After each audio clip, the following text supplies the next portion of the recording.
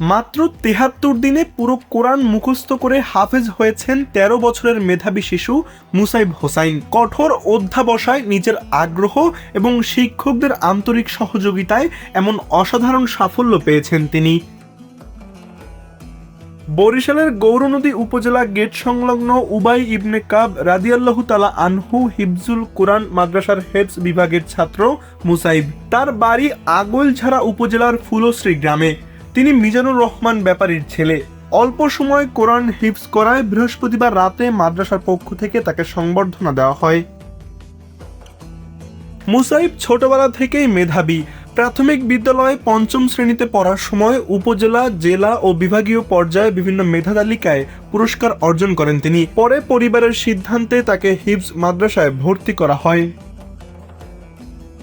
ছেলের মেধাকে দিনের কাজে ব্যবহার করার ইচ্ছা থেকেই তাকে হিফজ মাদ্রাসায় ভর্তি করা হয়।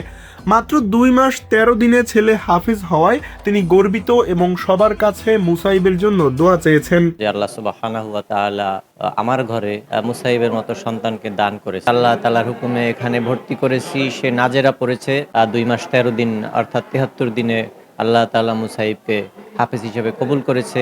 আমি পিতা হিসেবে খুবই গর্বিত এবং সকলের কাছে কৃতজ্ঞতা জ্ঞাপন করছি। মাদ্রাসার শিক্ষকরা জানান, খেলাধুলা ও অবসর সময়েও মুসাইব কোরআন পড়ায় ব্যস্ত থাকত। এমনকি অন্যরা ঘুমিয়ে পড়ার পরও সে তেলাওয়াত করত।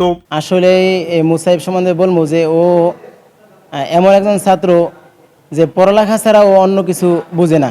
নিজ আগ্রহে সে চেষ্টায় আল্লাহ তাআলার রহমতে সে অল্প দিনের ভিতরে যে ২ মাস ১৩ দিনের ভিতরে কোরআন শরীফে শেষ করছে। আসলে এমনও দিন গেছে সে একদিনের ভিতরে এক পারা মুখস্থ করে ফেলাইছে। এটা আল্লাহ তাআলার বিশেষ রহমত। আমরা সবাই ওর জন্য দোয়া করব।